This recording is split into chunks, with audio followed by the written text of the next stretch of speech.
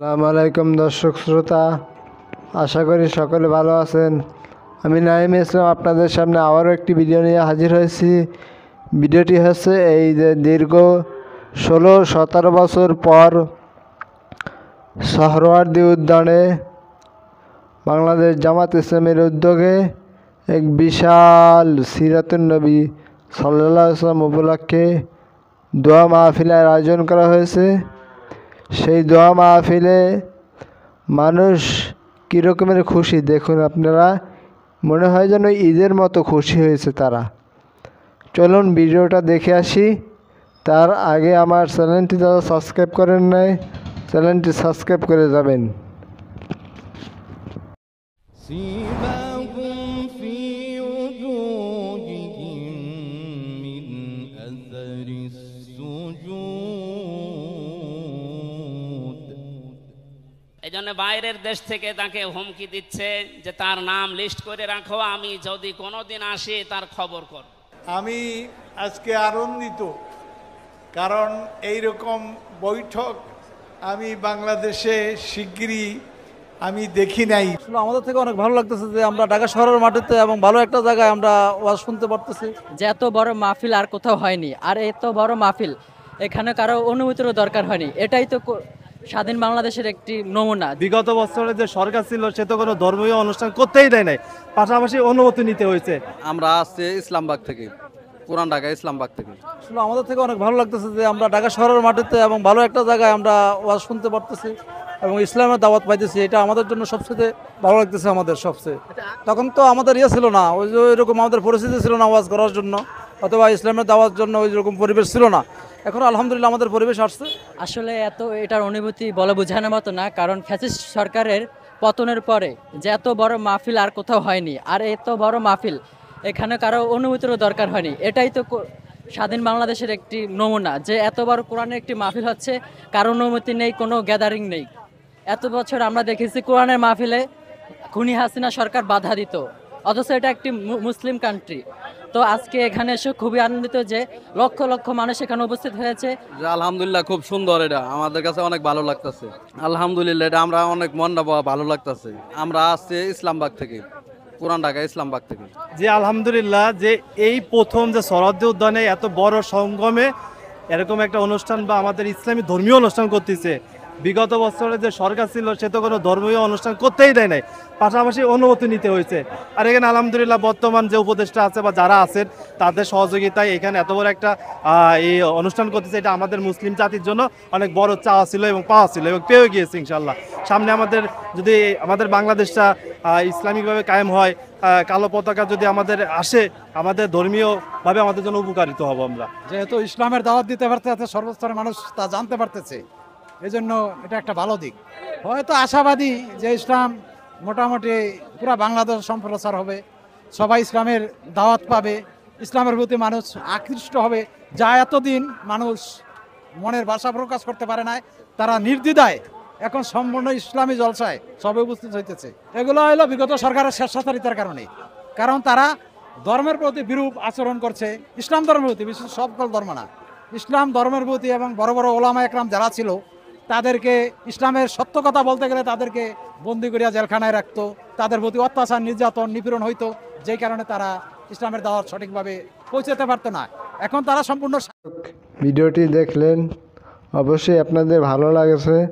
এখন এই ভিডিওটিতে কয়েকটা বিষয়, ভিডিওটি হয়েছে সরাসরি জামাত ইসলামের নাম দিয়ে আসলে হয় নাই। এখানে নাম দেওয়া হয়েছে সিরাত কমিটি, যদিও এটা জামাতের একটি কমিটি, তারপর আমি মনে করি সরাসরি নাম দিয়ে করাটাই বেটার ছিল। যাই হোক, তারপর এর সিরাত মাহফিল আসলে কেমন হয়েছে। সিরাত মাহফিল দীর্ঘ প্রায় ১৬-১৭ বছর পরে যতটুকু হয়েছে আলহামদুলিল্লাহ, কিন্তু আগের মতো সেই রকমের অতটা ভালো হয় না।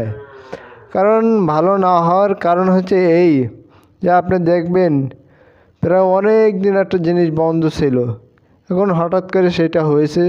কিছু ভুল ত্রুটি ওখানে থাকবে। এখন এরপরেও মানুষ অনেক খুশি। যেমন এর ভিতরে ভুলের ভিতরে কয়েকটি ভুল, এর ভিতরে সবচেয়ে বড় ভুল ছিল তাদের, আমি নাকি শুনেছি যে বিকাল 3টা থেকে একবারে 10টা পর্যন্ত টাইম ছিল। আসলে এত বড় এত টাইম দেওয়া আসলে উচিত হয় না, কারণ ওখানে সাংগঠনিক কোনো প্রোগ্রাম ছিল না। ওখানে সব দলের সব মতের মানুষই গিয়েছিল আলোচনা শোনার জন্য। কারণ আমরা দেখেছি, আমরা যারা শিবিরের কর্মী এবং সাথী আছি, আমরা দেখেছি আমাদের যখন শিবিরের অথবা কর্মীর সমাবেশ হতো, কর্মী সমাবেশ অথবা সাথী সমাবেশ, তখন দীর্ঘক্ষণ ব্যাপী একটা আলোচনা হতো। সেটা ঠিক আছে, কিন্তু সাধারণ মানুষ আম পাবলিকের ভিতরে এত বড় আলোচনা, এত লম্বা টাইম নেওয়া আসলে ঠিক হয় না। দ্বিতীয়ত, এখানে বক্তা হিসাবে আলেমদেরকে অগ্রাধিকার দেওয়া হয়েছে, আরও বেশি অগ্রাধিকার দেওয়া হওয়া উচিত ছিল। কারণ যারা আলেম, এখানে হয়তো সব ধরনের আলেমই ছিল। কামাল উদ্দিন জাফরি ছিল, মুফতি আমির হামজা ছিল এবং মিজানুর রহমান আজহারি ছিল। এরা বড় বড় আলেম, কিন্তু এখানে একটা অপূর্ণতা থেকেই যায়। যেমন একসময় সবচেয়ে বড় আলেম এবং আধ্যাত্মিক নেতা ছিলেন আল্লামা দেলোয়ার হোসেন সাঈদী, সে জিনিস হারিয়ে ফেলেছি, ওই জিনিস আর ফিরে আসবে না।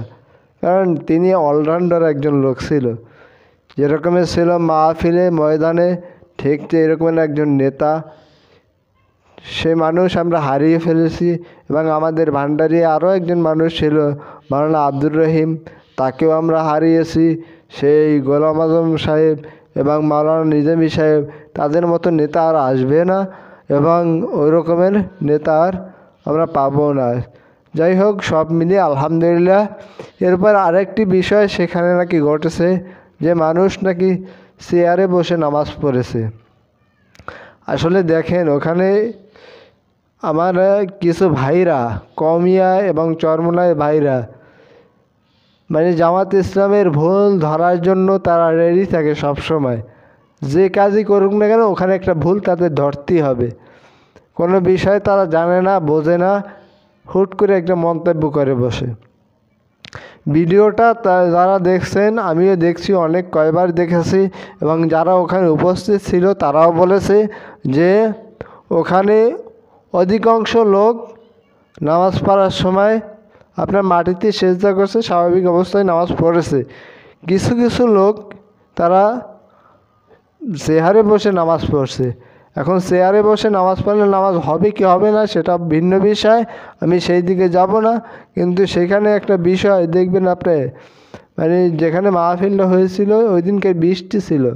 বৃষ্টিতে এমন একটা অবস্থা, মানে আপনার সেজদা দেওয়ার মতো অবস্থা ওখানে ছিল না, নাপাক অবস্থায়। কারণ ওখানে যে পানি, এই পানির যে অবস্থা, আমার গ্রামগঞ্জের পানি আর শহরের পানি কিন্তু এক না।